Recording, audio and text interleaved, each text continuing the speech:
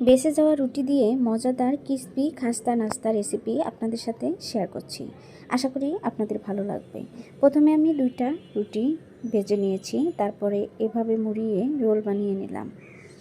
আমার এই ভিডিওটি যদি আপনাদের বুঝতে সমস্যা হয় তাহলে আমার এই চ্যানেলে বড় ভিডিও দেওয়া আছে, চাইলে সেই ভিডিওটি দেখে নিতে পারেন। রুটিগুলো এভাবে কেটে নিলাম। কতগুলো লেয়ার হয়েছে আপনারা দেখেই কিন্তু বুঝতে পারছেন। এখন চুলায় একটা প্যান বসিয়ে পরিমাণ মতো তেল দিয়ে সবগুলো এভাবে ভেজে নিচ্ছি। আর একটু সময় নিয়ে চুলার আঁচটা মিডিয়াম টু লোয়ের মাঝামাঝি রেখে কিন্তু নাস্তাগুলো ভেজে নিতে হবে। এতে করে অনেকটাই ক্রিসপি আর মুচমুচে হবে। এক পাশে হয়ে গিয়েছে, আরেক পাশে উল্টিয়ে দিয়ে এই যে দেখুন কতটা সুন্দর করে ভেজে নিয়েছি।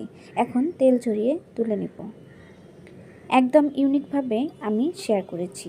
ভালো লাগলে ভিডিওটি লাইক দিতে আর কমেন্ট করতে ভুলবেন না। চিনির শিরা বানিয়ে নিয়েছি। এরপর আমি সবগুলো নাস্তা চিনির শিরার মধ্যে কিছুক্ষণ সময় রেখে তারপর তুলে নিলাম। এখন এই যে দেখুন সবগুলো ভেজে নিয়েছি। দেখার সৌন্দর্যের জন্য এর উপর দিয়ে আমি সাদা তিল দিয়ে দিব।